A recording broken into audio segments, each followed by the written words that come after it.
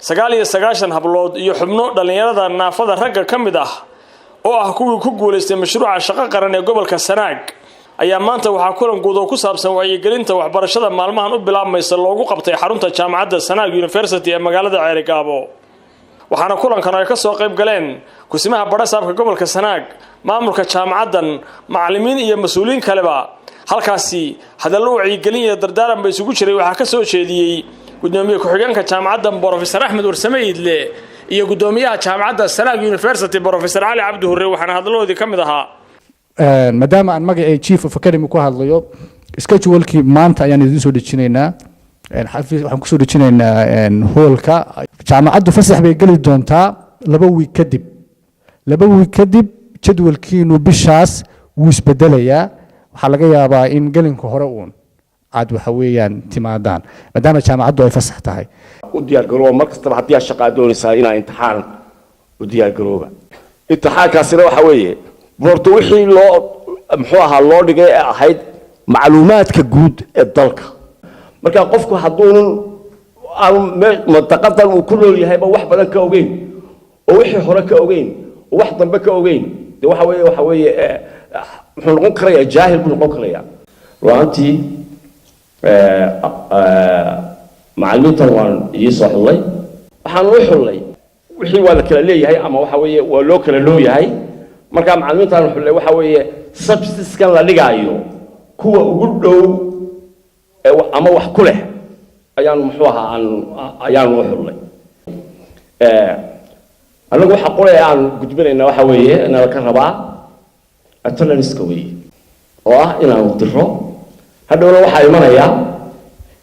in hadhow marka la xulayo in attendance-ka la soo qaado hadda halkii imtixaanka la idin kaga daayay waxa weeye attendance-ka baa imtixaan noqonaya oo ah qofkan inuu maqnaa inuu ka maqnaa marka waxa weeye waxa hadii la doonayo marka in idinka qaar waxa la idinka xusho waxa weeye waxa la idinka xulanaya hadii dhinac kale laga eegana attendance-kina la idinka xulanaya waayo waxa weeye waxyaalaha aan ku adkeeyo waxa weeye noo soo dira attendance-ka marka kaana iska jira ugu dambeyntiina ku-xigeenka ahna kusimaha barasaabka gobolka Sanaag Ismaaciil Cabdi Xasan oo halkaasi ka hadlay ayaa isaguna wuxuu yiri aad iyo aad baan idinku mahadcelinayaa hablaha shaqo qaran ee ku guuleystay imtixaankii ku najaxay aad baan ugu runaantii aan idin hambalyeynaya gobolkiinii baad joogtaan meel kale uma idin bixin ardaydii waxa loo qaadayaa raggii wixii dhalinyarada ahaa darweyne gelayaan idinka nasiib wanaag gobolkiinii baad joogtaan ama ceelafina ka timaado gobadhu ama ceergaabaha aad joogto ama baran ka timaadee waxa weeye waa gobolkeennii waa caasimadii baad joogtaan guryaheennuna meel walba waa ka dhisan yihiin intaa oo reer Sanaag isku mid baynu nahay hawsha aad iyo aad baan idinku hambalyeynaya macallimiinta idin joogta maanta runaantii alxamdulillah rabbil caalamiin macallimiin fiican baa idin joogta oo wax idin bari kara maanta Sanaag jaamacadda Sanaag maanta waxa weeye macallimiin fiican baa joogta oo